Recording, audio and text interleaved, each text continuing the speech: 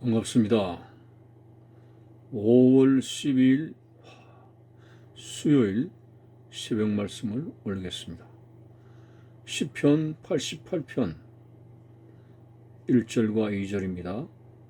여호와 내 구원의 하나님이여, 내가 주야로 주 앞에서 부르짖었사오니 나의 기도가 주 앞에 이르게 하시며 나의 부르짖음에 주의 귀를 기울여 주소서. 아멘. 오늘 본문은 고라 자손이 캄캄한 절망 앞에서 하나님 앞에 간절하게 기도하는 모습입니다. 여호와 내 구원의 하나님이여, 내가 밤낮으로 주 앞에 부르짖습니다. 오늘 우리 성도들에게 기도는 선택이 아니라 필수적인 영적 항목입니다. 우리의 삶에 있어서 기도를 빼게 된다면 우리의 영은 죽습니다.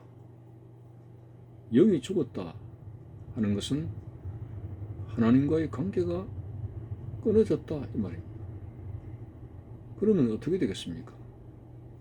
우리가 가지고 있는 모든 믿음이 죽게 되고 우리는 결국 하나님과 영영 떨어지는 생활을 할 수밖에 없어 우리의 삶은 무너지게 되는 것입니다. 그래서 사도 바울은 쉬지 말고 기도하라고 강조했고, 사무엘 선지자는 기도를 쉬는 것은 죄라고까지 말씀을 했습니다. 자, 사탄이 우리를 넘어뜨리려고 온갖 유혹의 화살을 퍼붓습니다. 의심의 화살, 정욕의 화살, 교만의 화살,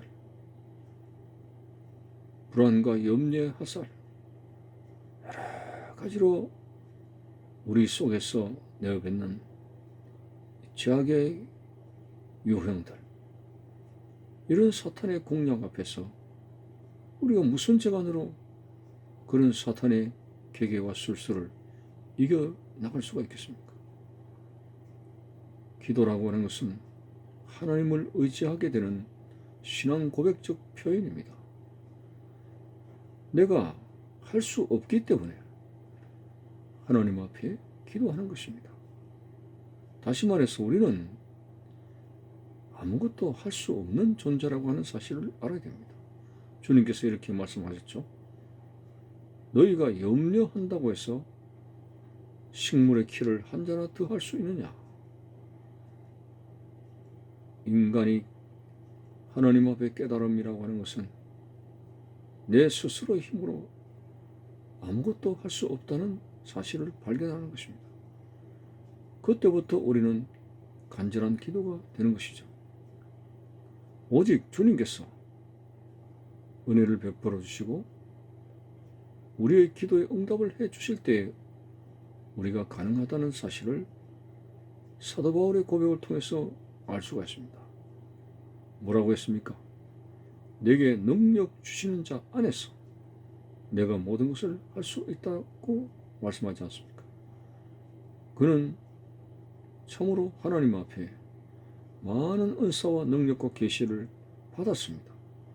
스스로 삶에서 그러한 능력들을 창출한 것이 아니라 그가 하나님 앞에 이끌려 기도했을 때에 성령의 강한 역사를 더하시고 많은 권세와 능력을 받게 했습니다. 우리가 하나님 앞에 받지 아니한 것이 어디 있습니까? 그렇다면 하나님께 받고 살아가는 것인즉 우리가 도대체 홀로 뭘 할 수 있다고 기도를 하지 않습니까? 참으로 성경은 곳곳마다 부르짖으라고 했고 예수님도 기도에 대해서 강조를 하셨고 예수님 자신도 새벽에 습관을 쫓아 기도하셨고 심지어는 철야 기도를 했습니다. 하루 사역에 고단함을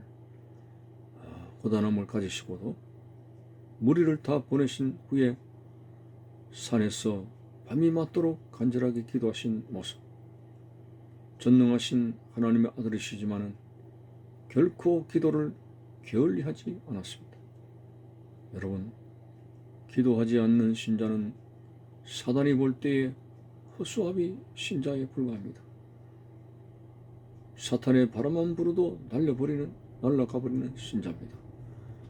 오늘 여러분들의 심성이 도저히 기도할 마음이 안 생긴다 라고 하지만은, 그러나 어떤 학생은 도무지 책상 앞에 앉아있지를 못합니다. 마음이 산만해가지고. 그러니까 공부가 안 되는 거죠. 그래서 부모님은 강권적으로나 일단 책상에 앉히는 연습을 합니다. 그 책상에 앉아서 5분 동안 1시간 동안 멍하니 앉아있더라도 일단 습관을 들이게 되면 나중에는 서서히 책을 읽게 되고 공부를 할 수 있는 습관을 가지게 되는 것처럼, 우리의 마음이 도대체 세상살이를 하면서 여러 가지로 산만하기 때문에 기도라고 하는 이 시간을 5분도 가지지 못하고 하루 맹탕 그렇게 보냅니다. 여러분, 1분이든 2분이든 처음에는 습관을 들여야 됩니다. 멍하니 그냥 앉아있더라도 그런 습관을 가지게 되면 나중에는 성령의 이끌림을 받아서 기도의 문이 열리는 거죠. 예수님께서 구하라 그러면 주실 것이요, 구해서 안 되면 2단계로 찾아야 됩니다. 찾을 것이요, 찾아도 안 되면 두드리라고 했습니다. 이 말씀은 구하고 찾고 두드리는 것은 기도라고 하는 맥락에서 똑같은 표현입니다. 그러나 점진적으로 기도는 간절하게 연속적으로 계속해야 된다는 말씀을 해주시고 있는 것입니다. 오늘 참으로 기도는 만사를 변화시키고 우리 모든 진실한 기도에 응답하시는 하나님으로 말미암아서 우리의 인생은 달라진다고 하는 사실입니다. 여러분이요, 운명론에 처해가지고 그렇게 살 것이 아니라 기도는 만사를 변화시키기 때문에 반드시 우리는 고난과 여러 가지 시련과 유혹과 사탄의 근무쓸 수가 있는 험난한 세상에서 기도하지 않고는 우리가 영적으로 살아남을 수가 없습니다. 야고보 선생이 뭐라고 했습니까? 너희 중에 고난당하는 자가 있느냐? 저는 기도할 것이요. 그리고 즐거워하는 자가 있느냐? 교만할 것이 아니라 하나님을 찬송하라는 말씀을 하고 있습니다. 다시 말해서 우리가 살아가는 성도의 필수적인 요소가 한 손에는 기도요, 한 손에는 하나님을 즐거워하는 찬송입니다. 빌립보 감옥에서 바울이 그렇게 엉망진창으로 두들겨 맞았어도 밤중에 성령의 이끌림을 받아서 그는 하나님 앞에 간절하게 기도했고 찬송을 불렀습니다. 도저히 그 바울의 그 상황은 몸을 이리 뒤척이고 저리 뒤척이고 너무너무 힘들고 아프고 고통이 와서 인간적으로는 기도할 상황이 아닙니다. 그런데도 사도 바울은 성령의 내적 역사에서 기도하라는 그런 끌림을 결코 거부하지 않고 바로 감옥에서 앉아서 하나님을 향해서 기도하고 찬송을 하게 될 때, 그런 캄캄한 상황 속에서 기도와 찬송을 하게 될 때에 옥문이 열리고 수갑이 끊어지는 기적이 나타났습니다. 우리가 참으로 진퇴양난과 사면초가의 여러 가지 상황 속에 부딪힌다 할지라도 오히려 그러한 상황 속에서 기도는 더 간절해지게 될 것이고 신실해지게 될 것이고 부르짖게 될 것이고, 거기에는 인간이 상상할 수 없는 하나님의 구조의 손길이 나타나게 된다고 하는 것입니다. 여러분들이 신앙생활 속에서 체험이 없네, 밋밋하네 하는 이유가 기도 생활이 안 되기 때문에 영적인 체험을 못함으로 그런 분임을 하게 되는 것입니다. 오늘 고라자수는 참으로 영혼이 온갖 수월과 같은 고통으로 가까워졌을 때 나의 기도가 주 앞에 이르게 하시며 나의 부르짖음에 주의 귀를 기울여 주소서 라는 간절한 기도를 드렸습니다. 다윗과 같은 경우도 시편의 그의 고백에 거의 다 기도에 관한 내용입니다. 부르짖는 내용입니다. 하나님이여 어찌하여 나의 기도에 응답을 주시지 않느냐라고 그 응답이 없는 듯한 상황 속에도 하나님 앞에 기도를 넣어주지 않았습니다. 야곱이 야복 강가에서 야곱이 어떻게 이스라엘로 바뀌었습니까?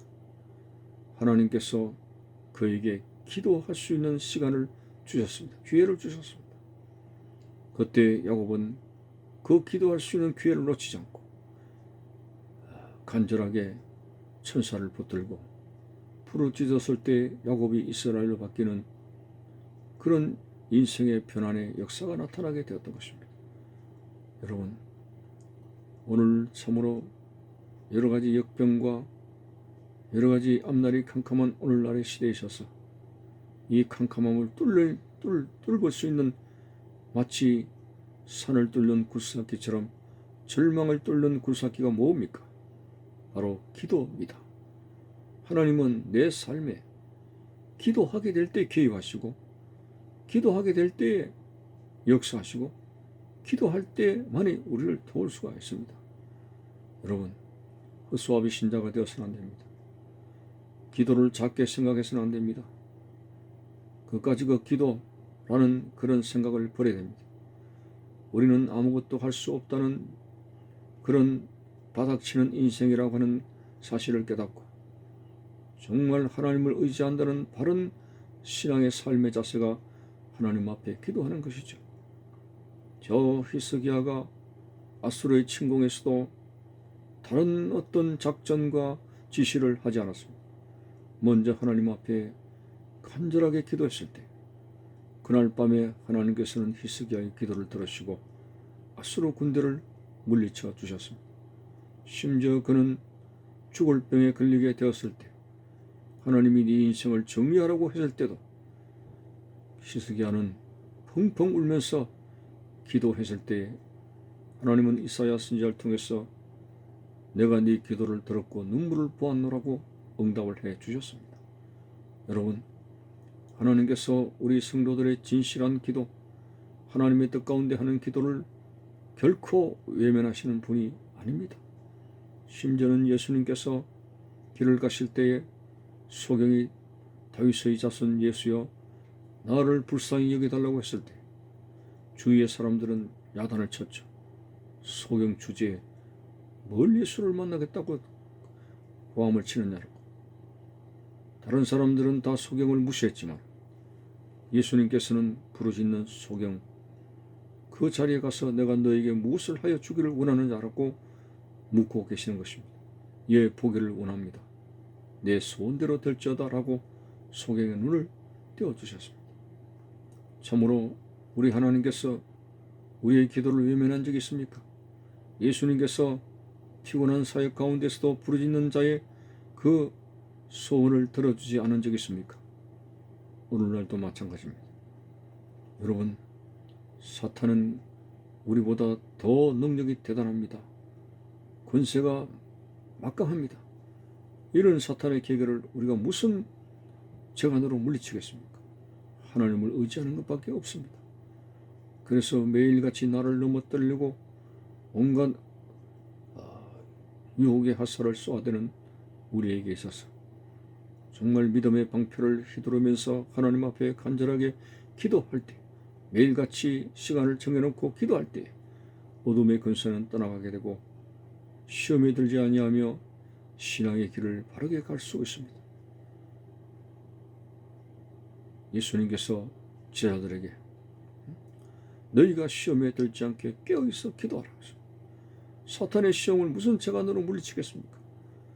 제자들이 하나님 앞에 기도하는 것밖에는 없는 것입니다. 오늘 고라자손이 하나님 앞에 절망적인 상황 속에서 하나님 앞에 기도한 것처럼 우리는 매일같이 기도해야 됩니다. 나는 뭐 그렇게 기도할 것이 없습니다 라고 말을 하는데, 그렇게 하나님 앞에 기도할 것이 없을 만큼 여러분의 삶이 편안합니까? 그렇지 않습니다. 고통스럽고 힘들어도 여러분들은 기도하는 믿음을 가지지 않았기 때문에 그렇습니다. 매일같이 우리가 고민하고 참 부딪히게 되는 일들이 얼마나 많습니까? 이런 것들 앞에서 우리는 고민하고 염려하고 걱정하고 푸념만 하는 자세만 가졌지, 이것을 적극적으로 하나님 앞에서 타개해 나가야 된다는 그런 믿음을 우리는 보이면서 살아가야 된다는 것이요. 내 믿음이 너를 구원하였느니라. 너희들이 기도로 구한 것은 이미 받은 줄로 믿으라. 기도 외에는 이런 능력이 나올 수가 없느니라 하는 귀한 말씀을 들으면서, 특별히 야고보서 1장에서 기도하는 사람은 의심하지 말아야 된다고 했습니다. 의심하는 사람은 마치 바람에 밀려 요동하는 바닷물결 같으니 이런 사람은 주께 얻기를 생각하지 말라고 했습니다.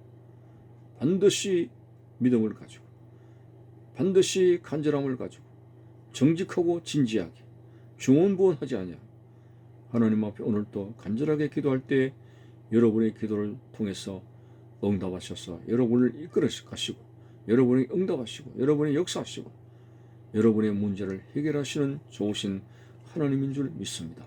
감사합니다.